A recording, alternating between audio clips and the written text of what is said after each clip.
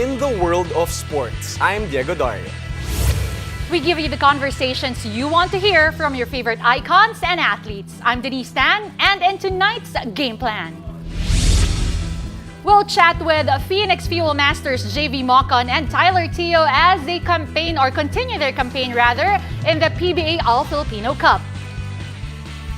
We'll also get an inside look at how Kiefer, Ravena, and Gilas Pilipinas are preparing for their FIBA World Cup qualifiers match against New Zealand. And we'll talk potential NBA offseason moves with the Clippers, Lakers, and the Nets. Is John Wall the answer for the Clippers? And can Kevin Durant trust Kyrie Irving? Buckle up, sports fans. Let's get in the game.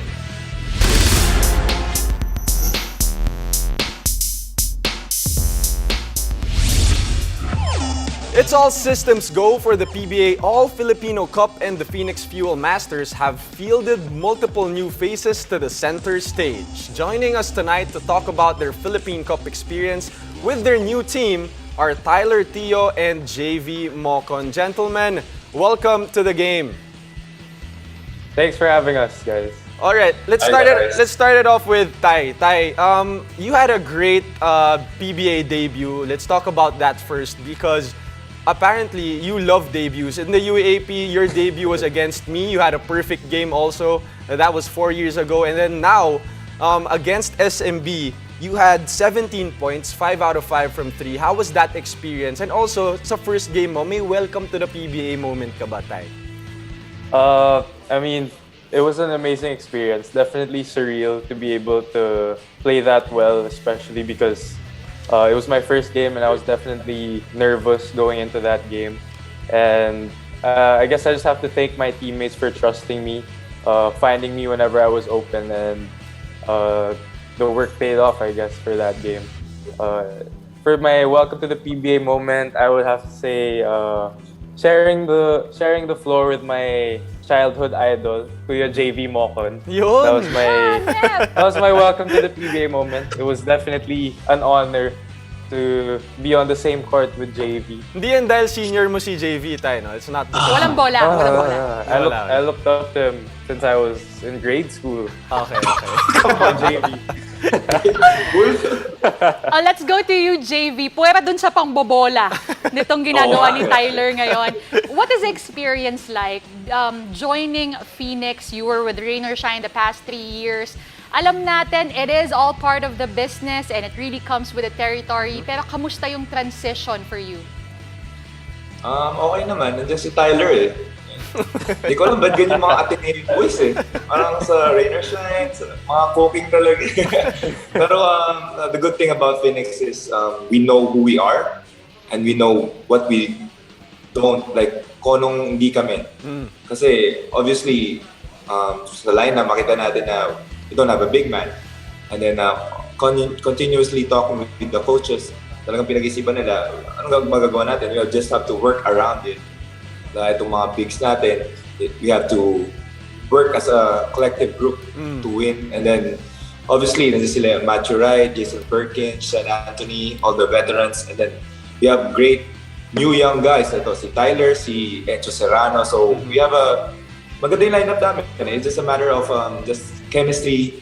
Talagang matter of time lang to get to our peak. How about you personally, Javee? 10 points per game, 9 rebounds per game this Philippine Cup.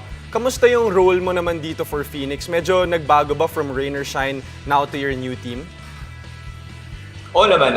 If you've been watching our games, talagang bro, from playing the 3-guy, the 3-man, to playing the 4-man. Big man na naman ako. Parang sabi ko, college na naman ako. Parang beda ulit. Kasi I've been playing the 4 and 5 kasi Sean Anthony was out the first game and now Jason Perkins may mga health protocol. So, you know naman, I'm very flexible naman with that stuff. Pero it's kasi when, you know, yung negotiation with Rain or Shine, tapos the next day nagulat na lang ako, I have a game on Wednesday na. So parang mentally, physically, I'm not really that prepared pa. Pero I've been working out the whole summer, the whole off-season. So somehow, medyo prepared, somehow hindi.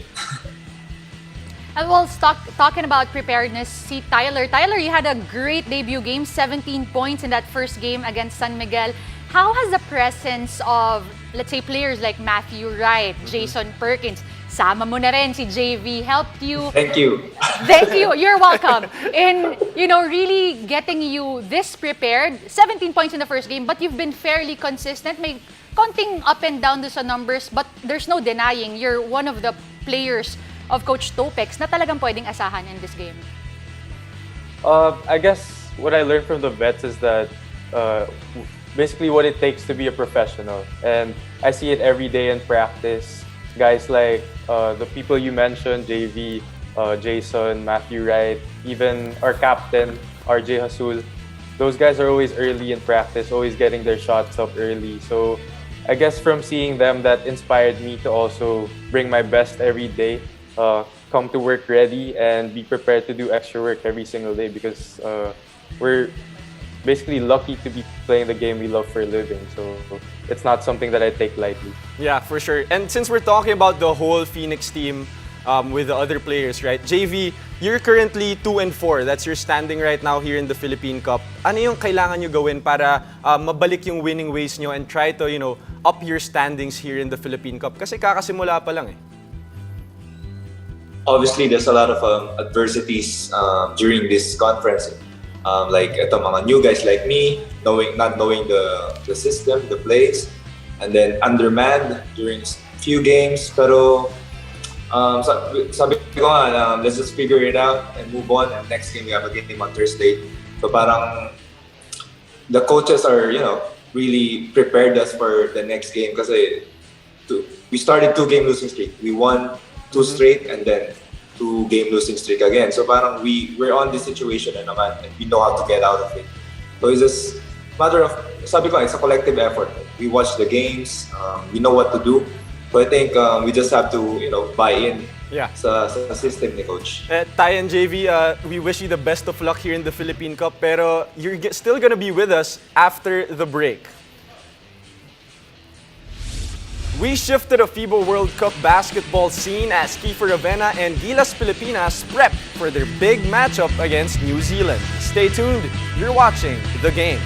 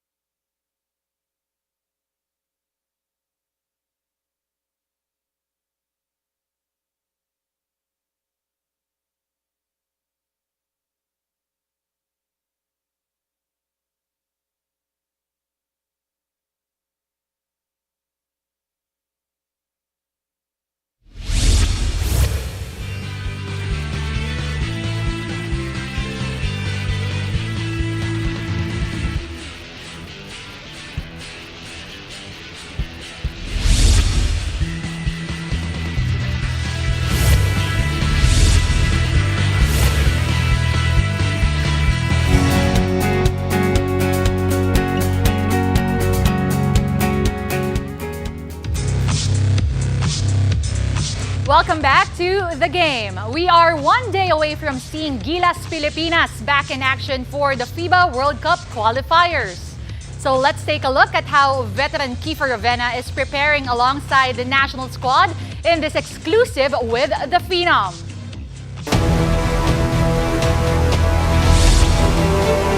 The last time Kiefer Ravena transited through Sydney as a part of Gilas Pilipinas men, he was one of the younger players in the team. The feeling's great. Obviously, this is another opportunity for me, the team, and everybody in the coaching staff and the management to represent the country, play a great team, and visit a great country as well. This is something na talagang look forward namin ever since we started preparing for this window. It was in 2018 for the FIBA World Cup 2019 Asian qualifiers where he played alongside likes of Gabe Norwood, Japet Aguilar, Junmar Fajardo, and Andre Blatch. Now a FIBA World Cup veteran as well, Ravena is relishing the chance to visit a new country and represent the Philippines once again. We were in the Sydney airport, tapos magkakasabay kami ni SJ, pati ni RJ sa escalator. They were telling me na, grabe, dati nanonood lang ako sa MOA ng mga, they were talking about themselves, watching the Gilas Pilipinas play. Sabi ko, like pinaalala niya lang din sa akin yan, Noong mga panahon naman na ako yung pinapanood ko sila Jimmy, sila LA, sila Jason. Nakikipractice lang ako sa kanila. Tapos ngayon, magkakasama na kami para maglaro para sa Pilipinas. So, nakaka-flatter din, and at the same time na hanggang ngayon, di ba? Ano pa rin tayo, may tour of duty pa din tayo. The rumors here in Auckland is that the Filipino crowd will dominate the New Zealand Gilas game as they're expected to show up in full force in support of the Philippine national team. And for Ravena, this could be another memorable match to add to his already long list.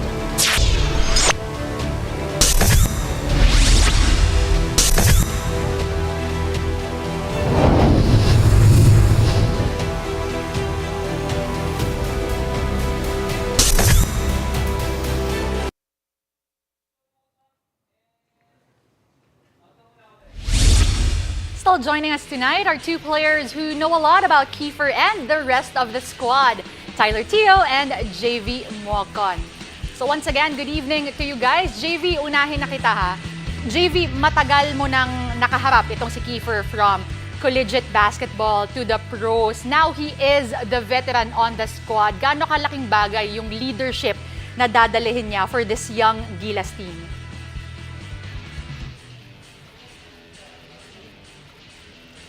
Javee? I think Javee, your mic is muted. Yan. I'm sorry. Oh, there you go. Obviously, sa akin nakating lahat ng tao, lahat ng mga teammates niya, mga coaches. Pero knowing Kiefer, it's been, pressured na siya. Nandiyan yung pressure niya throughout his life. He's been playing for Gilas. Bata pa lang siya. And then for now na sinasabi niya, parang siya na si Jimmy Alabag, di ba? Mm-hmm. Yes, siya na yun. Siya na yun yung mga taong nilook up namin. Siya nilook up namin yun. Kami nila Tyler, mga batang players niyan. So, obviously, it'll be a huge factor para i-boost yung moral nito mga batang Gilas na to, mga batang players ng Gilas, for them to, get to that next level. And Javee, just a quick follow-up, kasi ang dami mong experience going up against Kiefer, college and in the PBA. What makes him a special player? Kasi parang siya mismo, sistema na siya mismo if you talk about Kiefer. Kiefer, he can do it all. He can go to the basket, assist, shoot from the outside. Pero the one thing about Kiefer is, during clutch shots siya hanapin mo eh. Yeah. During nag-aabol yung kalaban or kailangan yung score, nandiyan si Kiefer. So, I think yun yung difference siya sa ibang players. Certainly not afraid of the big moments. Pero Tay, ikaw naman, you're very, very familiar with some of the guys here in Gilas Pilipinas. Namely, Carl Tamayo, you just went up against him in the UAAP Championship. Also with RJ Abarientos. But also may mga teammates ka rin dito in Gio Chu, SJ Balangel, and Dave Ildefonso. How excited are you to see them in the international stage, Tay? I'm really excited because you mentioned my teammates. I know how hard they work and I know how much they want to represent the country to the best of their ability. So I'm excited to see what they can do to help the team. And as for guys like Tamayo, RJ Barrientos, I've seen firsthand how they can hurt their opponents. And Carl specifically, I think, will be crucial because he's a really big guy, 6'7", but he has the skills of a wing. So I think he's going to be crucial when we go up against the international team. Now, let me ask you both, because we all know this New Zealand team. They've been dominating in the World Cup qualifiers. And when you look at their end game, when you look at the stats, you see the dominance really in the rebound department. Gaano kalaking bagay? What is the importance of having Gio Chu, you have Will Navarro, you have Carl Tamayo, Kevin Cambao, especially with the absence of Ange Kwame? Start with you, Ty. Yeah. Definitely going to be crucial for the big men to step up. I know they're young, but I'm confident that they're going to battle every single game. And I mean, I think that's why I mentioned Carl Tamayo is crucial because he's a guy that you can play at the 3 spot to help out with the rebounding. Yeah, how about you, JV? Sanay ka na medyo undersized big, pero wing ka na ngayon. Ano yung kailangan gawin ng Gilas para matapatan yung size ng New Zealand team? For me, kailan ba tayo nag-advantage sa akin? Parang ever since may Gilas, larong Pinoy, it's always for undersized lagi. Like, ano bang pinlaban natin lagi? It's always the heart, di ba? The fight, we always have that fight, the heart. Pero these guys, especially the wings, malaking factor yan sa rebounding kasi we have William Navarro. All those guys, Renza Bando can really, very, very athletic. Big factor yan para if the big guys gonna box out, they can just grab the rebound na lang. They don't need to even get the boards for the big guys. And just quickly, Ty, do you think the pace will be important also? I mean, we're smaller. Obviously, we might be faster than the New Zealand team. How do you expect that to play out in the game? Well, obviously, it's going to be a factor. If we have the chance to run, then I think we should run. But it really depends on the coach. I mean, if he wants the team to run, then as long as everyone is tuned into that game plan and everyone knows what they're doing, then that should work. But by the same token, if their game plan is to run sets, if everyone's tuned into that and focused on that game plan, then I'm confident that it'll work. Well, all right, gentlemen, would like to thank you for your insights and thank you for your time. I'll see you both tomorrow. Thank you guys. Thank you. All right, once again, don't forget to catch Gilas Pilipinas versus New Zealand tomorrow at 3:30 p.m. Philippine time, live on One Sports, One Sports Plus, TV5, Signal Play, and Smart Giga Play.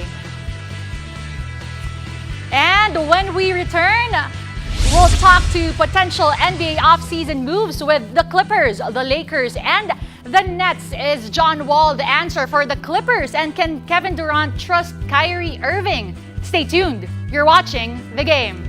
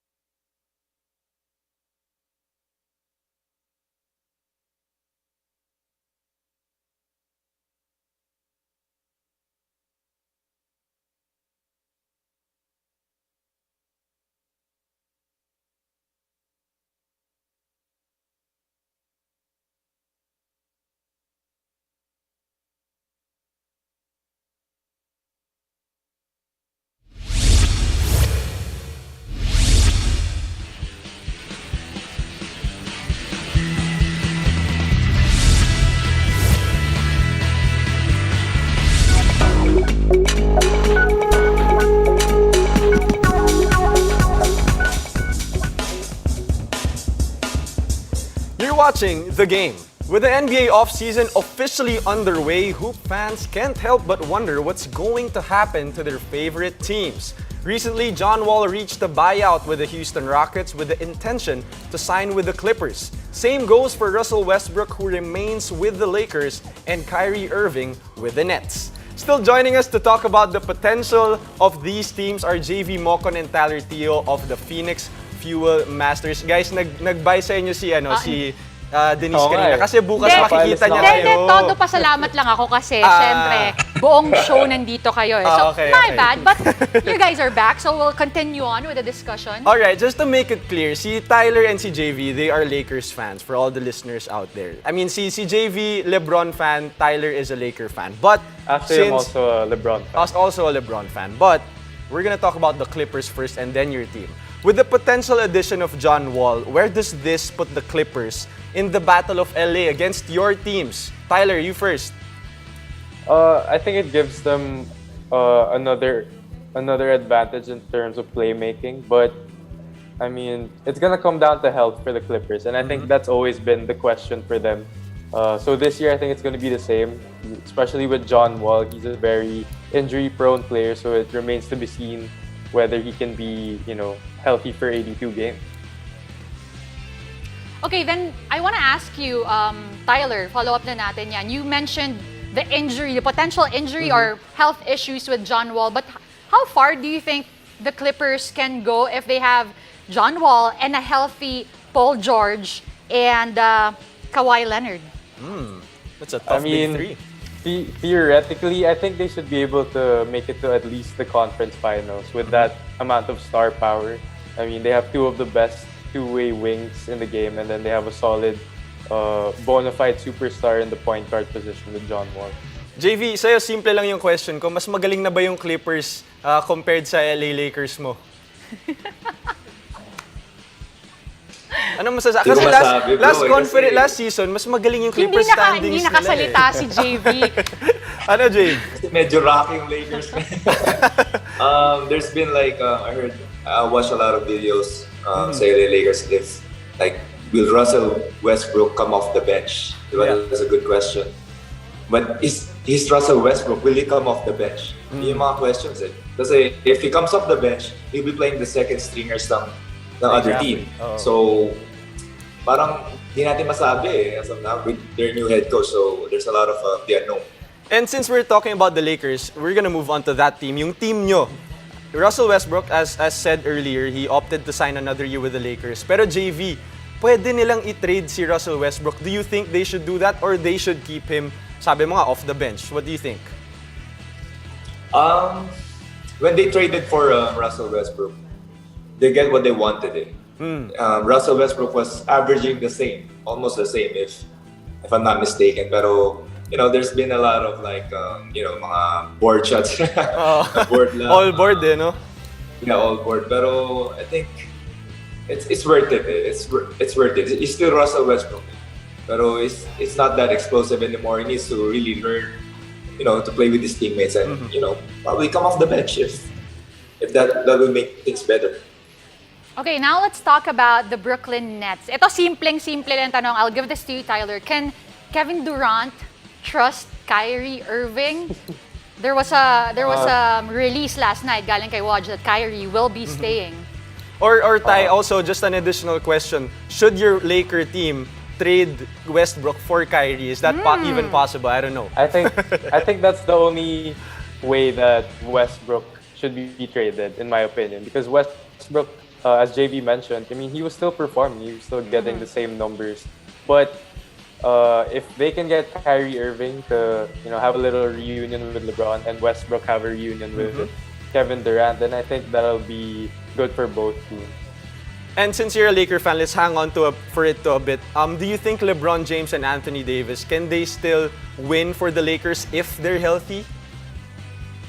Definitely, yes. Yeah. I mean, I'm gonna keep it short. I believe in LeBron James and Anthony Davis. If they're healthy, they're gonna win it again. This guy was wearing Jason Tatum last practice. So ano ba talaga tayo? Lakers or Boston? Ano ba talaga? bandwagon. The Laker LeBron fan. James. LeBron James, okay.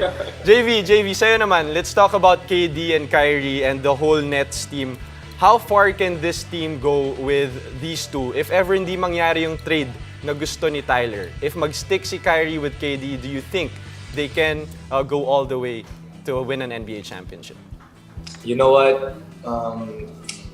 Walang drama si Kyrie like all throughout the season. For sure, they can get to the championship. Pero with all this drama, I think if I am Kevin Durant, alam mo, you get fed up na like, Yeah. what the hell is happening? This guy's not playing because of health protocols and stuff, and then dami pa ng drama off the court. So I think if malesen yun or like if malesen yun or even wala na, that'll be a good thing for everyone's morale. Yeah. All right, Ty and JV, thanks so much for your time and insight. Both Laker fans, pero si Ty parang Boston ata. Thank you so much. Thank you. Totoo na. I'll see you guys tomorrow. Bye. See you guys. All right, and to everybody watching us, thank you for joining us tonight. I'm Denise Tan. Catch us weeknights here on One News, One Sports, and One Sports Plus. I'm Diego Dario, and this has been The Game.